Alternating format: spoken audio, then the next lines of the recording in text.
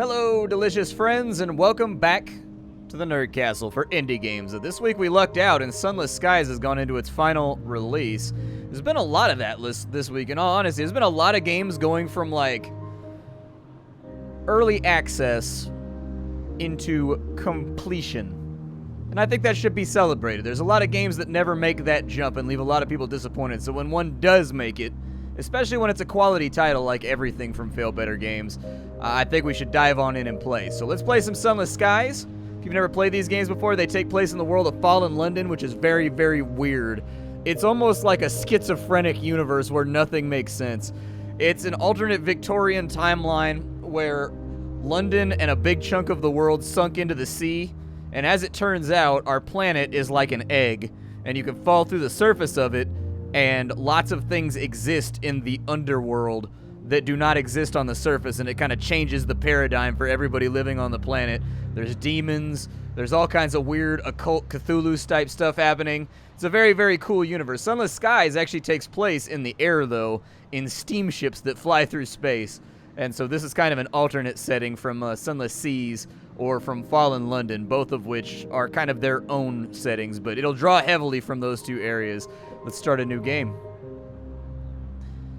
All right, so we can begin a new campaign. Yeah, let's go with the Legacy campaign. That sounds good to me. Aiming assistance? None. That's okay. Enemy projectile. What does that do? Many player weapons arc gently towards targets, making aiming easier. Oh, really? Okay. Supply consumption. Yeah, we'll play it on whatever the standard is so that you get a good idea whether or not this is one of those games you want to jump into. Log of Her Majesty's Locomotive, the Orphean, March 14th of 1905. Our expedition to the domains of the dead has been eventful. The Orphean is damaged and in grievous need of repairs and supplies. We are returning in haste to the Reach, where I hope to make port at New Winchester. May God be with us, for 1,000 deaths wait in the sky. The final entry of Captain Amelia Charity Whitlock, DCM, written shortly before her death.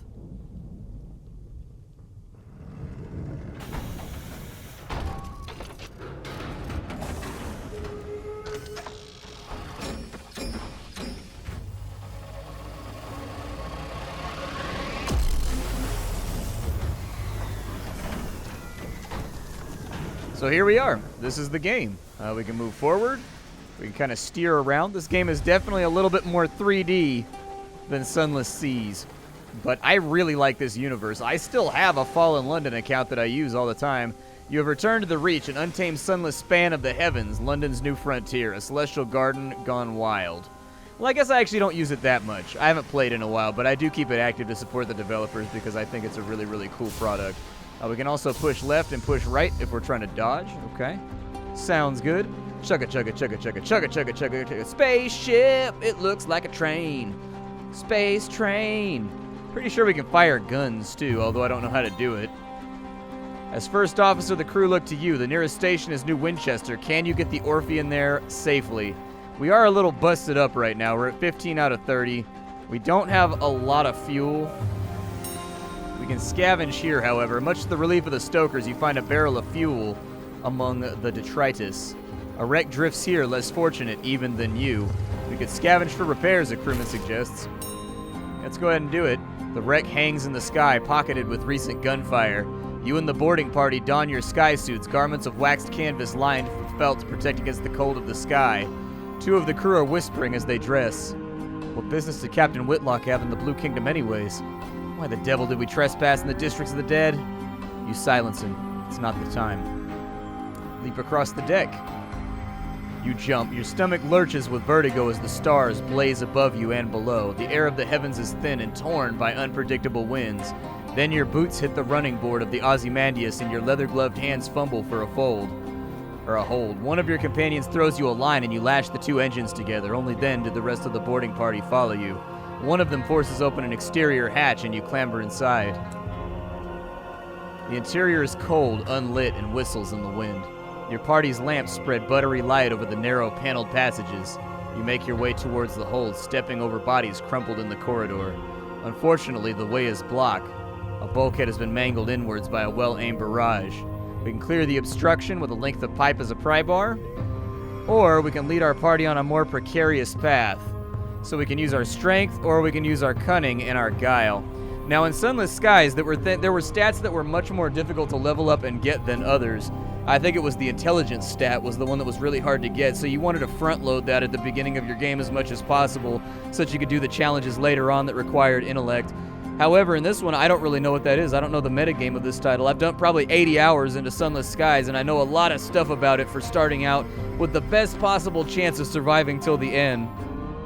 But in this one, I don't know what stats are hard to get and which ones are easy to get. All we can do is really go with our gut and, be who we want to be. Leveling up our strength, if it's the same as Sunless Seas, leveling up our strength will make it so that all of our deck weapons do more damage, and then our subterfuge will make it so that our cunning, or whatever it's called, our guile, I believe in the original game that was mostly used for tests, if I remember correctly. And so, let's go with irons.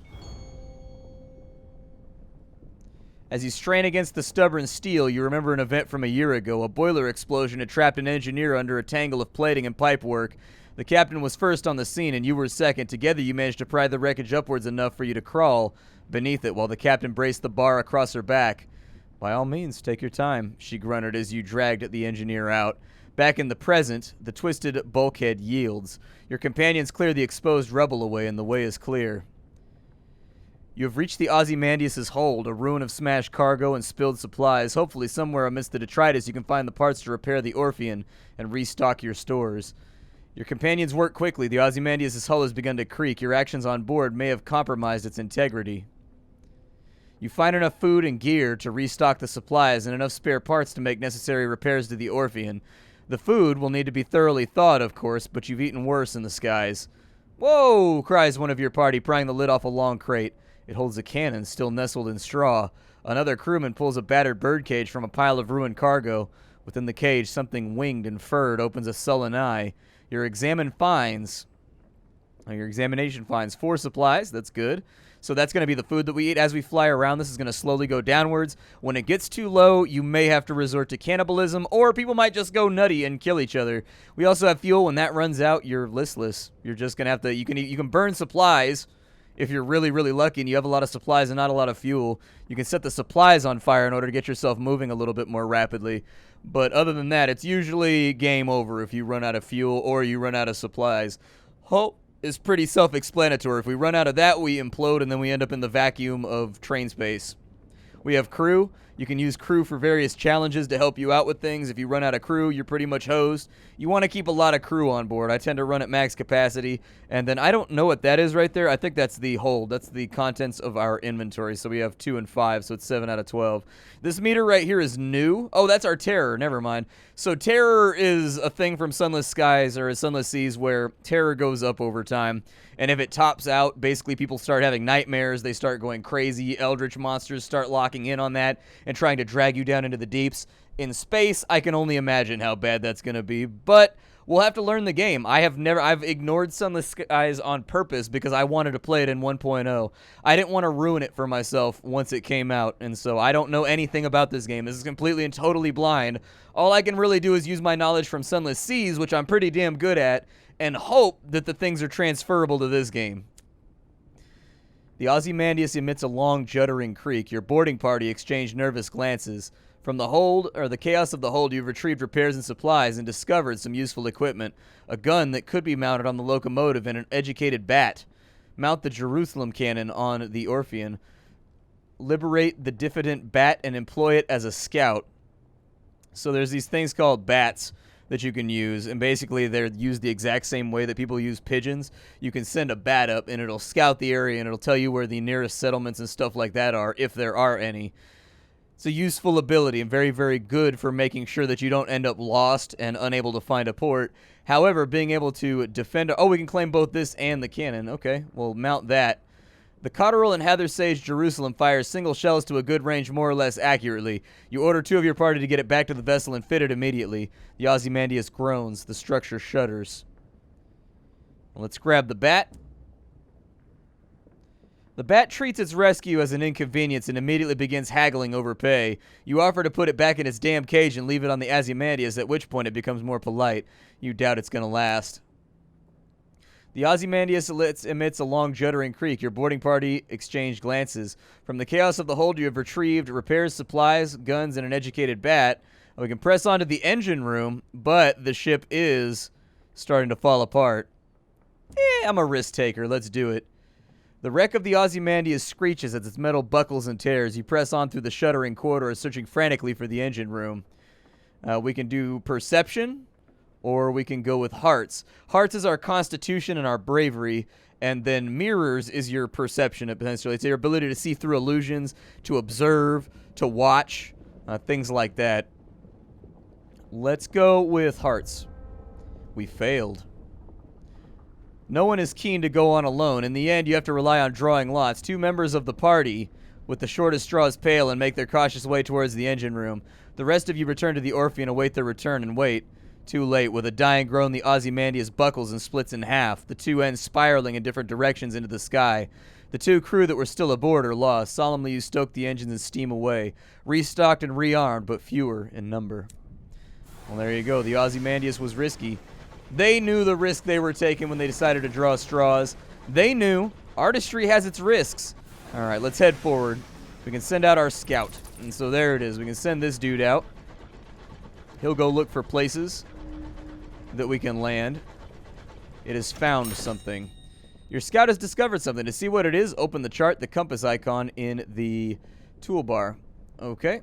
So we'll hide that real fast. The walls of the captain's cabin are lined with a hodgepodge of curios from across the sky. Captain Whitlock lies in bed. Black marks cover her skin like a monstrous brand. When she coughs, coils of acrid smoke pour from her lungs. Yeah, she's marked. So she's got like, I forget what those are. I remember from Sunless Skies, but you can be marked, and it's basically like a curse. Like, it goes like on your face, essentially. Or at least a lot of the characters they introduced in that game, it was on their face or it was on their hands or whatever else. And it had varying effects. Let's go ahead and approach the bedside. Her mouth is blistered from the blue fires that dance on her tongue. Her hand grips your arm and her skin is as hot as a kettle. Made arrangements. The Orpheum is going to be yours. Her voice is just a rasp of burnt meat breath. But promise. She walks off to scream a word in a language that was not made for human mouths. When she resumes speaking English, she is weaker, but her request is a little more than a gasp. Promise me one last service. Promise me. You promise her you will obey your last command. She sinks back relieved. It's in my will. Be a better...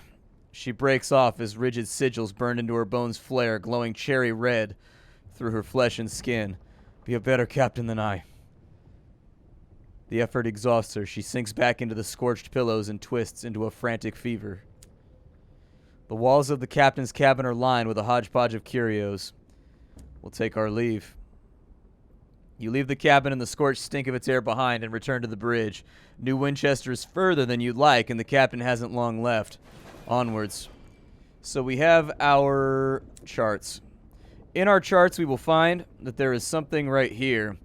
Our scout has found something. I don't know if we should head in that direction, but it seems like a place to start. We can fire our weapons, like so. We'll go ahead and light that up and see if we can sneak through. Oh, we've got a marauder. Lovely. We're a little bit closer than I'd like to be right now. I'm going to lead him a little bit, and then we'll dodge out of the way of that. This game has real-time combat, unlike Sunless Skies. Sunless Skies had real-time combat, too. Yeah, let's spin a couple rounds off that way. Oh, we're overheated. We're going to need to let the heat come down.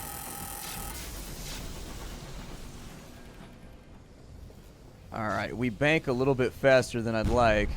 I'm going to send something out that way. Is he down?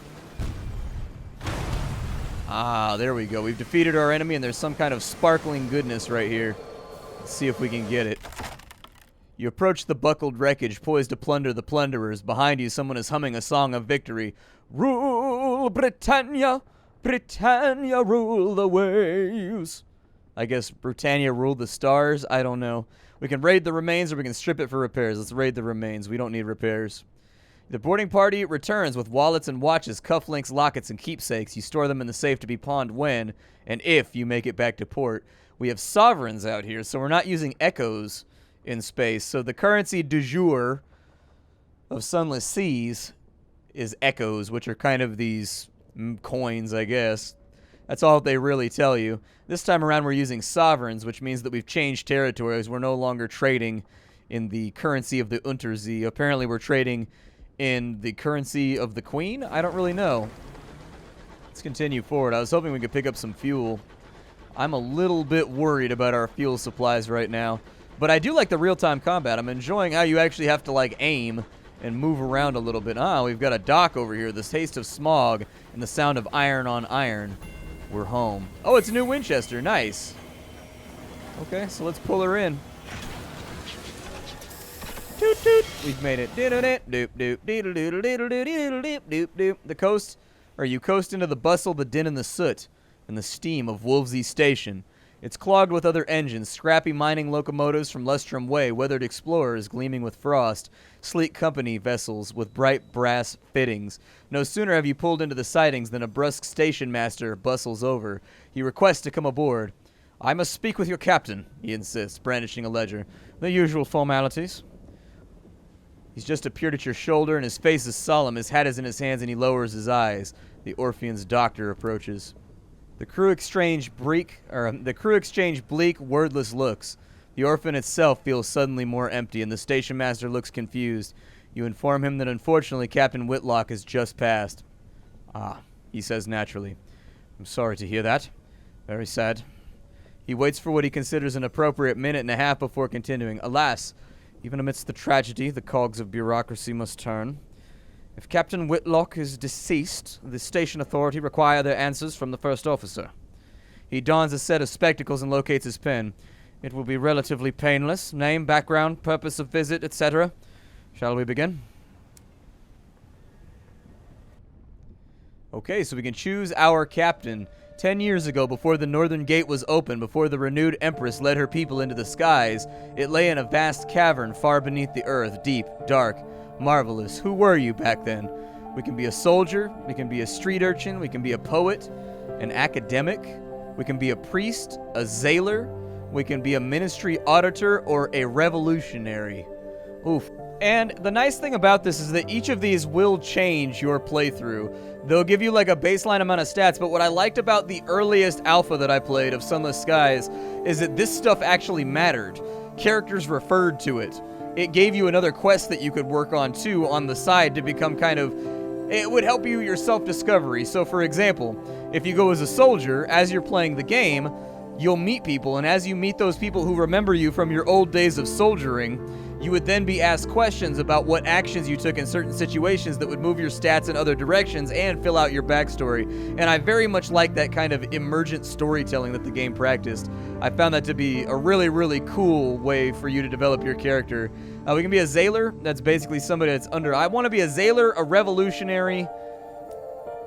Hold on. I wanted to be a street urchin, a sailor, or a revolutionary.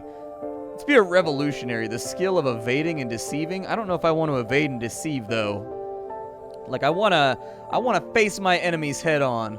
So as the priest, we get hearts. We get mirrors from the ministry auditor. From the academic, we get mirrors. And it looks like we get veils from that as well. We'll go for revolutionary. We will seize the means. The law offered you no protection. The engines of the state were set against that which you knew to be just.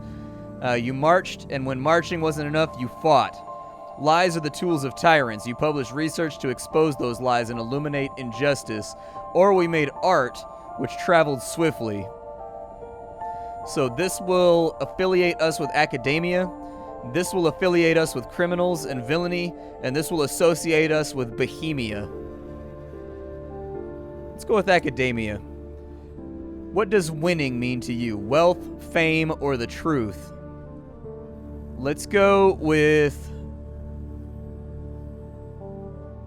fame. That sounds good. Let's change our appearance around ever so slightly.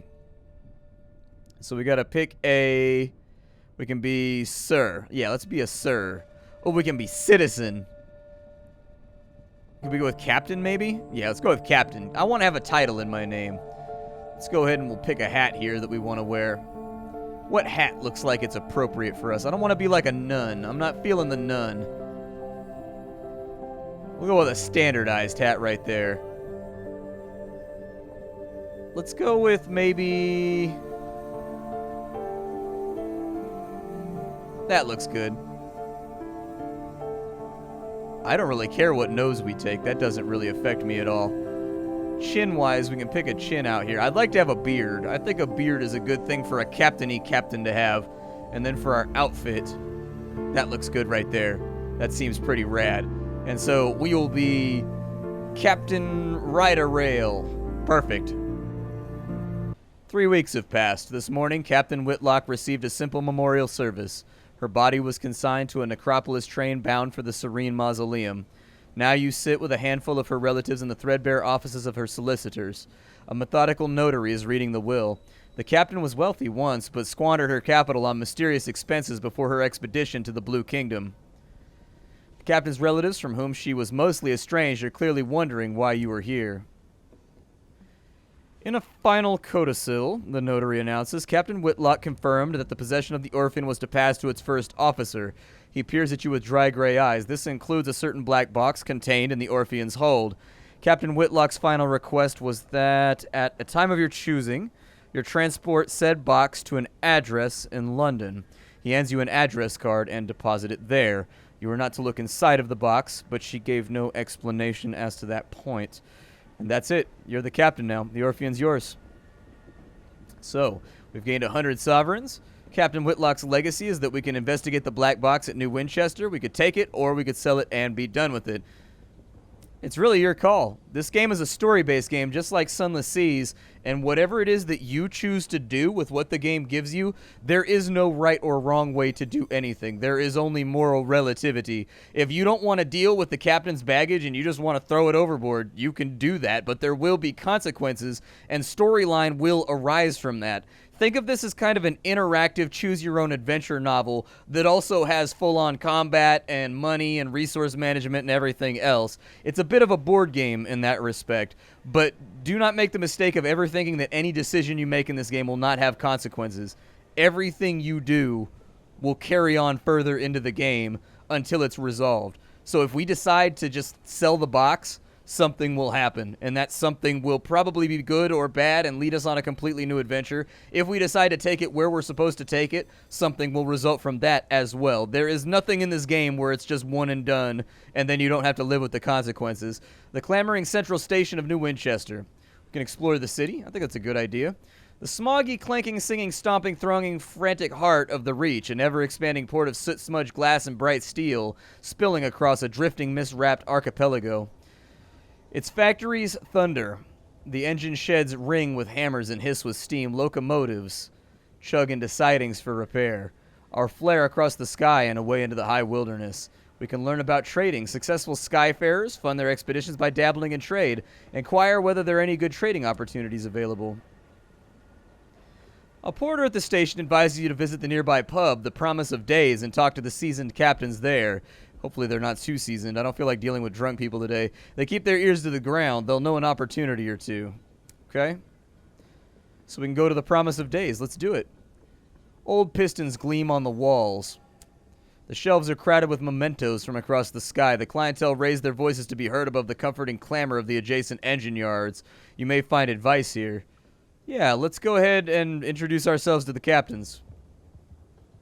Four are gathered at the usual table: the masked citizen, a libertine, polymath, and pioneer of the neo-nocturnal artistic school; the bedeviled didact, a scholar haunted by his discoveries; the plucky baroness, explorer, collector, and philatelist; and the spatchcocker, Meg, who hunts monsters.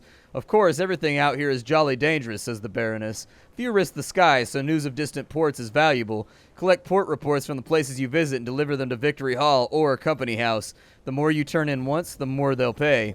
Look for other opportunities on the way, advises the masked citizen. Passengers who want transport, rich men in need of bloody work, etc. Okay. How can I make my fortune through trade? The didact says, fiddling with innumerable talismans, an essential topic. Meg slides you a stool, and the captains shuffle around to make room. The masked citizen buys you a drink of their own invention. It's violet and foggy. The plucky baroness gives you a brisk, encouraging grin. Ask away. So how can we buy and sell goods? You can sell practically anything at big trade hubs like New Winchester. If you want to buy, though, you'll need to travel to more distant ports. Each specializes in particular exports. Meg spits chewing tobacco onto the floor.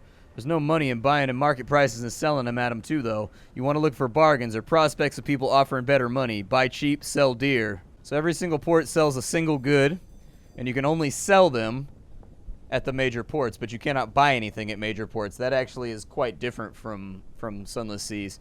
Okay, you can buy things in Sunless Seas, but usually in the main trade ports, you don't get a very good deal on them. Basically, you buy them as a last resort. Okay. We'll change the subject rapidly, and we'll go elsewhere. I think we've more or less asked all the questions that we need to ask while we're in this neighborhood. So in Wolvesy Station, we've got a fastidious inspector. Can also investigate the black box. We can follow our ambition, the Song of the Sky. We can repair the locomotive, or we can hire on crew. Let's go ahead and talk to the fastidious inspector. Excuse me, Captain. A woman pushes through the crowds towards you. She's short and square-shouldered. In a neat black suit and polished shoes, she shows you the case of her pocket watch. It's embossed with the crown and hourglass of London's horological office, the body responsible for ensuring that time is consistent across the empire. I'm hoping to I'm hoping to book passage to Port Prosper, she says, slipping the watch away. I can, of course, pay you. Pay sounds promising. Come aboard. Thank you. The locomotive I was on broke down following a boiler rupture. The chief engineer's fault, I suspect. A gentleman fonder of brandy than of diligence. Here, an initial sum to seal our bargain. Prosper lies to the southeast. The south-southeast, so that's south favoring southeast of New Winchester. This is the way it's kind of like a quadrant, the system, so there's old systems of navigation that we don't really use anymore, like grid and quadrant and things like that aren't fully used any longer. And this is a way of reckoning that, like, nowadays we would just give you, the easiest way to do it nowadays would just be to give you an azimuthal. But back then they said south-southeast. They would be like west-northwest. The first word is basically what it's facing, or what it's favoring. The second word is just kind of the quadrant of the compass that you're on. And so south-southeast means that it's southeast favoring south. Note that there is such a thing as north, south, east, and indeed west out here. And so, yeah, the fastidious inspector has paid us 50 sovereigns for transfer. We'll want to keep that in mind. We don't have to drop her off at any particular time, I don't think. There's no time limit on it. We can hire on crew. We can follow our ambition. I would like to go to the shops.